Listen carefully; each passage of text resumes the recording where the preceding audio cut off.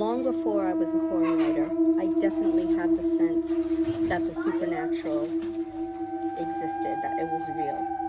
And I have 3 stories that kind of that I've written about 2. I haven't written about 1,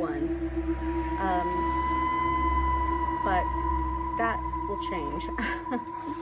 So first one, you know, I was probably around 10 years old, and I was in my grandfather's house, and it was 3-bedroom. It was me, my grandfather, my mother, my aunt, her son, and my uncle sometimes when we stayed there. And I was in one of the rooms playing, and you know, you have a sense that someone's enters the room and is there.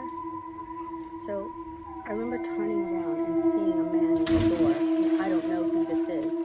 And I blinked and I went to speak, and then he was gone, and it freaked me out. I ran out of the room, and I was like, what? Who was that? But it was like a blink of an eye. It was like, I can't even talk. It was almost as if like a glitch.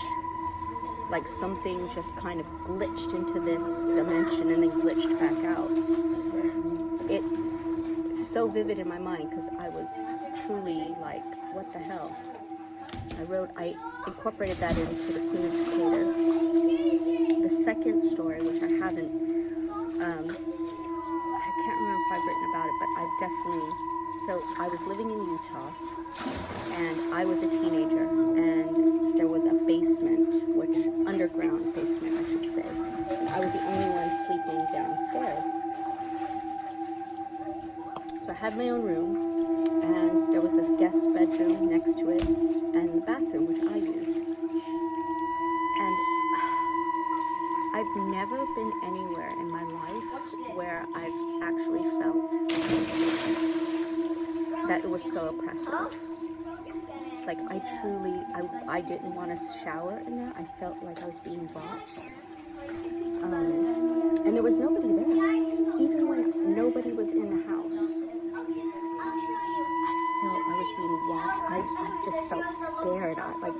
It was as if like my whole body, my nervous system reacted. It was awful. I hated sleeping in that room, and it was scary.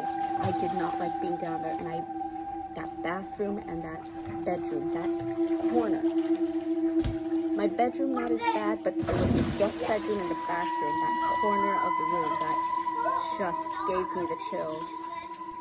And I don't know why or how. It's Utah, okay? You know, I don't know if something happened there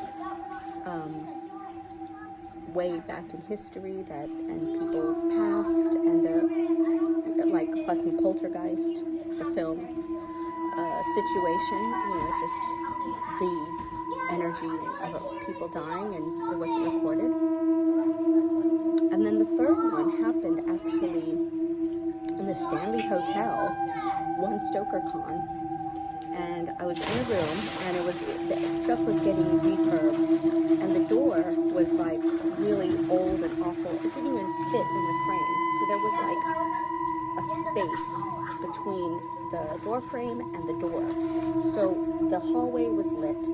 With all the lights off, I could still see the hallway lights in like the square or the rectangle of the door.